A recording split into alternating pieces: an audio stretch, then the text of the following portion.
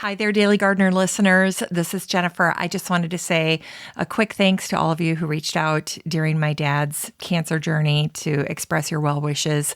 Dad is doing fine. He handled the recovery from his major surgery with flying colors. He's had a few bumps along the way since then, but he is adjusting along with Mom to their new normal. So I just wanted to say thank you for your well wishes, for your prayers, and for your understanding. It all means so much to me and my family. So thank you for that.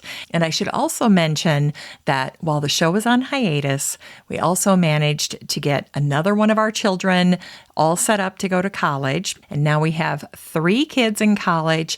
And then our youngest, we helped him transition to a new high school. So lots of changes for the kids to accompany everything else that we already had going on in the family. But now everybody is settled. Everybody is doing well. And so episodes are officially back up and running, effective today, October 3rd. And I have to say, it feels mighty good to be back.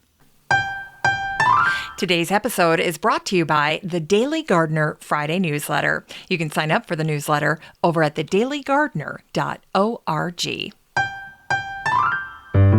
Hi there, and welcome to The Daily Gardener, a podcast about garden history and literature. I'm your host, Jennifer Ebling, and today is October 3rd. Well, we're going to kick things off today by celebrating the fact that it is National Butterfly and Hummingbird Day.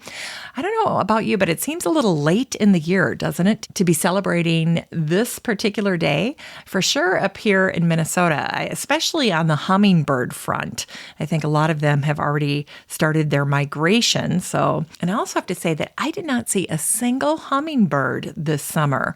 Although with everything going on, I didn't spend as much time in my garden this season. So I don't know about you and your garden.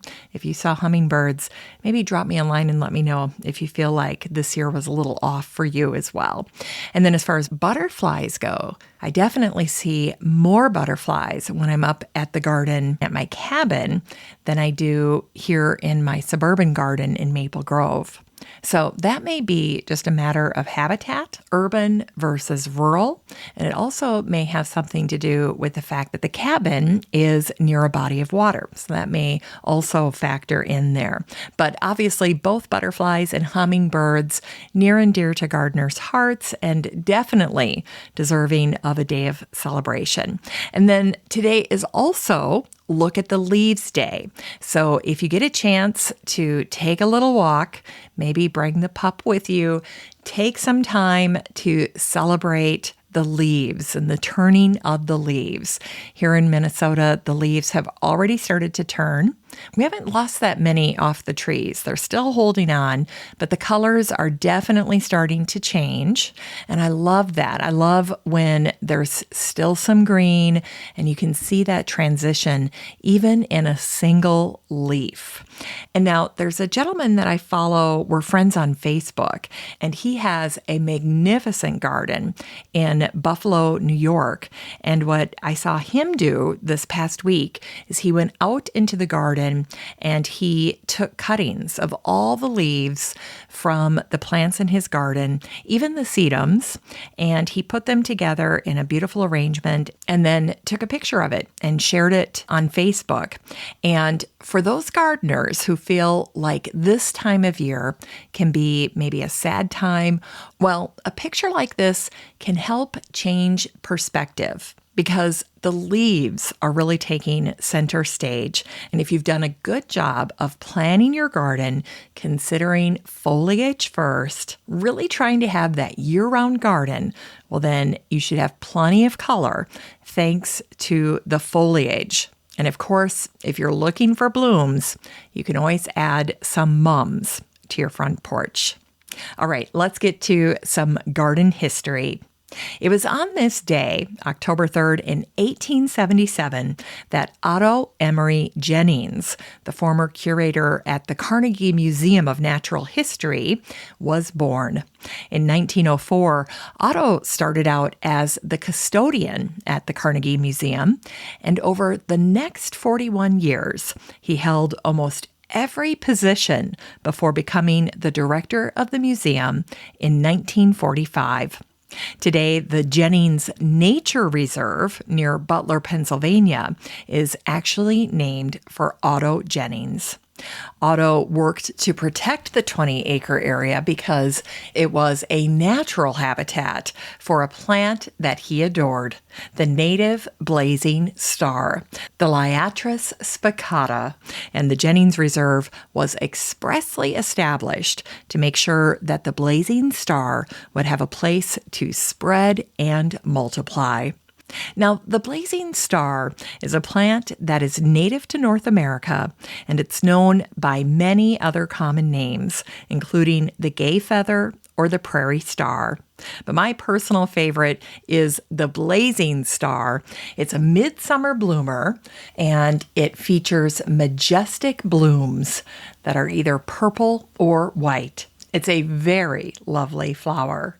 And if you've never laid eyes on a blazing star in bloom, well, let me tell you, if you come across one in a garden tour, you're going to ask if you can bring home a little clump of it to your garden.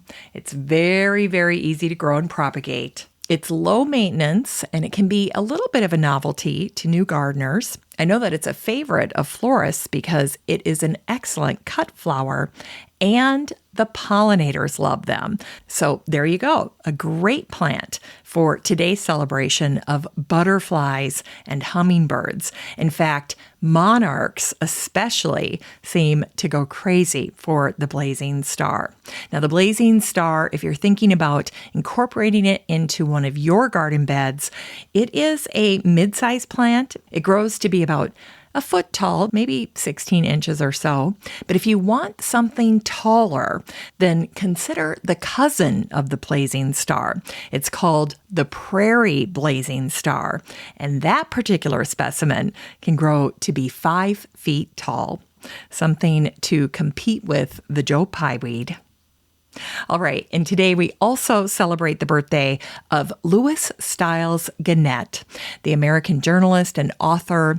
He was born on this day, October 3rd, in 1891. And in his 1949 book called Cream Hill, Discoveries of a Weekend Countryman, Louis wrote these words about springtime. Each spring, a gardening instinct stirs within us. We look about and decide to tame another little bit of ground. And on gardening, Louis also wrote, gardening is a kind of disease. It infects you. You cannot escape it. When you go visiting, your eyes rove about the garden. You interrupt the serious cocktail drinking because of an irresistible impulse to get up and pull a weed. I love that one. All right, and today we also celebrate the birthday of Sergei Yesenin, the Russian lyric poet who was born on this day in 1895. One modern biographical account of Sergei's life simply said that his poems became the people's songs. Today, the Yesenin Monument graces a garden in the center of St. Petersburg. A likeness of Sergei is seated in a thoughtful pose, and the monument is made of solid white marble. Now, in Sergei's native language of Russian, there are words that are difficult to translate because there's no English equivalent. For instance, there's a word that translates to mushroom rain. And in Russian, a mushroom rain is a gentle, fragrant rain that wets the forest floor in a steady, lazy fashion. It's the kind of rain that is apparently perfect for mushroom cultivation. Now, in terms of his use of language, Sergei Yesenin was not averse to adding his own new words to the Russian lexicon. He once created a word to describe the way that sand ripples across the surface of the earth when blown by the wind. This is something that Sergei would have seen growing up along the banks of the Oka River near the birch forests in his hometown. In fact, Sergei's first poem was called The Birch Tree, and it was published in a children's magazine in January of 1914. This poem, Sergei Yesenin's The Birch Tree, is still taught in Russian schools. In Russia, birch trees are a powerful symbol, and Russian folklore held that planting birch trees around a village had the power to ward off cholera. And so birch trees can be found growing across the breadth and depth of Russia. In addition to the birch tree, Sergei wrote about the maple, the willow, the fir tree, the lime tree, the poplar, and the bird cherry. But I thought you'd enjoy hearing a little excerpt from that first poem that he wrote about the birch tree. Here's a little excerpt. Under my own window, white is birch's hue, snowy blanket shadow, silver patterned too, lazy dawn and wrinkles circling all around. Now its branches sprinkle and are newly silver-crowned. Well, from that poem, The Birch Tree, Sergei went on to write many lyrics that would become loved by the Russian people and by the world at large. In fact, one of his most famous sentiments is this quote, "In this world, you can search for everything except love and death. They find you when the time comes." So true. But I thought for today's show, in light of the fact that it is fall, I would try to find a good Sergei Yesenin quote for gardeners for this time of year. And so this is what I found.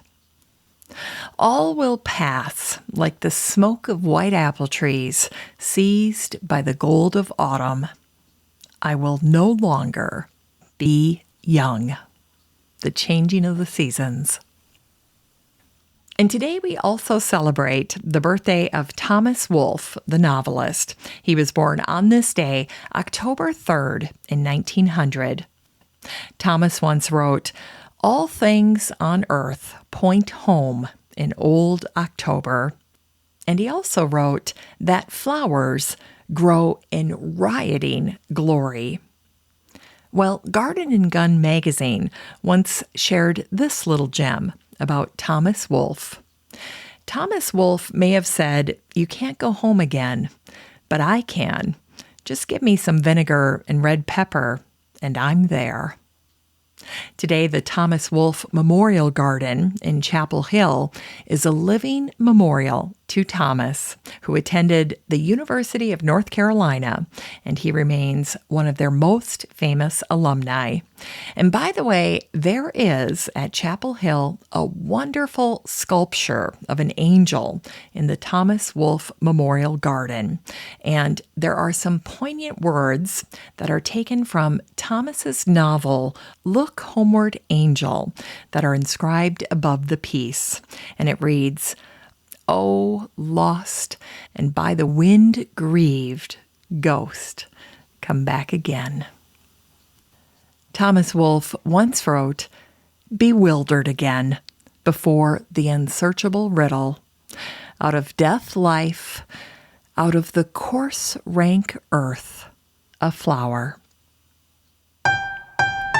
It's time to grow that garden library with today's book, Successfully Grow and Garden Citrus Fruit Trees Using Pots and Containers by Madison Pierce. Long title, but great book. This book gets very high ratings on Amazon. It came out a year ago in May of 2021, and the subtitle is A Beginner's Guide to Selecting the Right Tree, Pots and Containers for Indoor and Outdoor, and also covers pests, diseases, and transplanting. So tons of information all about growing citrus in this book. Now, I have lots of friends up here in Minnesota that would never even dream of attempting to grow citrus indoors.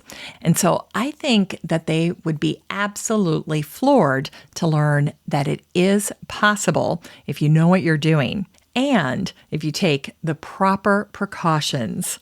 In fact, this is something that Madison acknowledges herself. She writes, "Many avid gardeners discover that growing fruit trees in the ground presents various difficult to overcome complexities. And so for this reason, the entire book focuses on how to effectively and successfully grow sturdy citrus fruit trees in pots and containers, which can produce a bountiful amount of fruit, which, if you're going to go to the trouble of giving this a try, you want to make sure to amp up your chances of success." Well, by now, you might be wondering, who is Madison Pierce?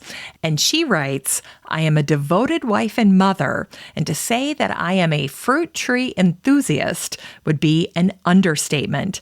I live and breathe gardening."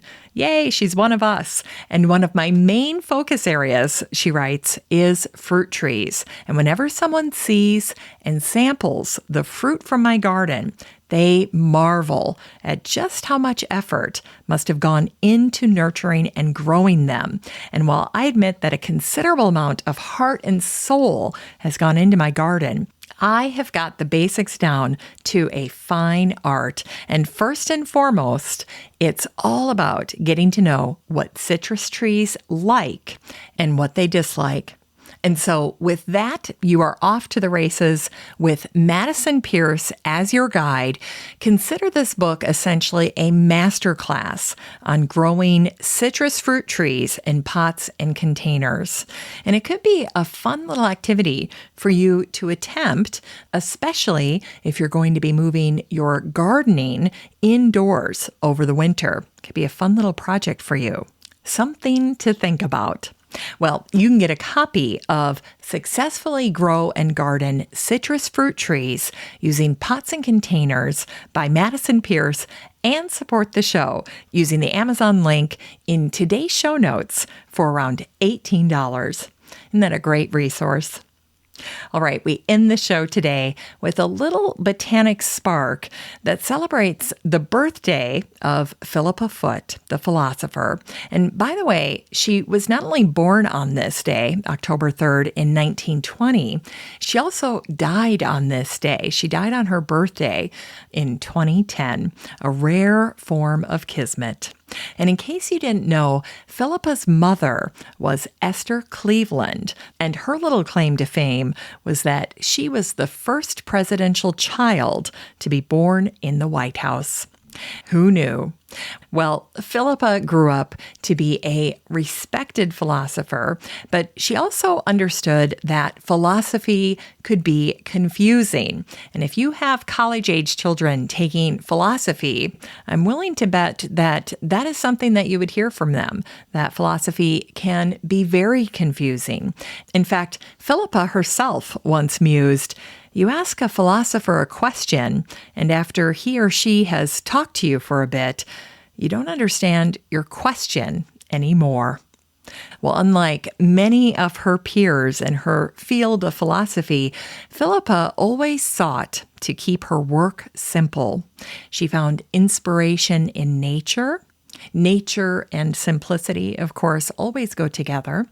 And so Philippa always kept her main points, what she was trying to get across, short and sweet. And she actually advised this: "In moral philosophy, it is useful, I believe, to think about plants."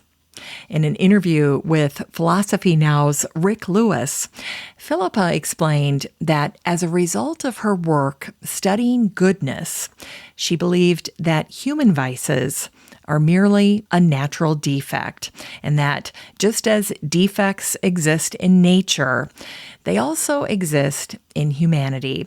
And so it was this understanding, this relationship, that led Philippa to believe that morality was rooted in nature. In 2012, it was revealed that Philippa was actually romantically involved with Iris Murdoch in the 1960s.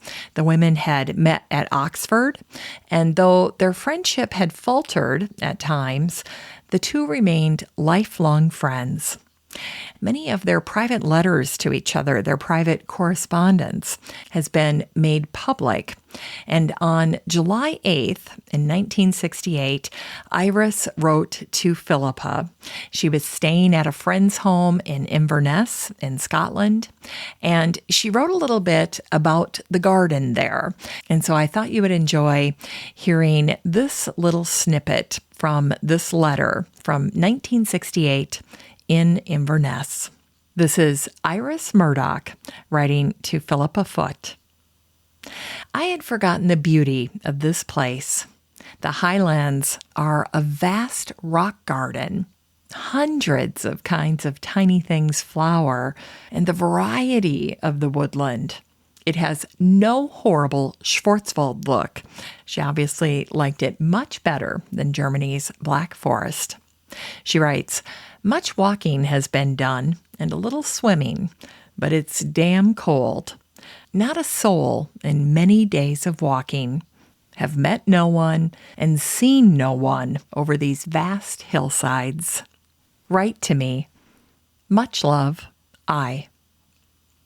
2 decades later, in 1985, Iris would write to her dear old friend, Philippa Foot, again.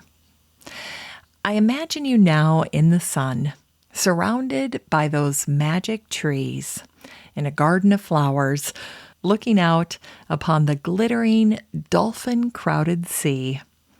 Dear old Europe, poor old Europe. Dear old planet, poor old planet." Well, that's it for today's show. Thank you so much for listening to The Daily Gardener. It's great to be back. I hope that you have a wonderful day in the garden. And just a reminder that you have a standing invitation to join the free Facebook group for listeners of the show. The next time you're over at Facebook, just search for Daily Gardener Community, where you'd search for a friend and then request to join. And if you'd like more of The Daily Gardener, you can subscribe to the newsletter over at thedailygardener.org.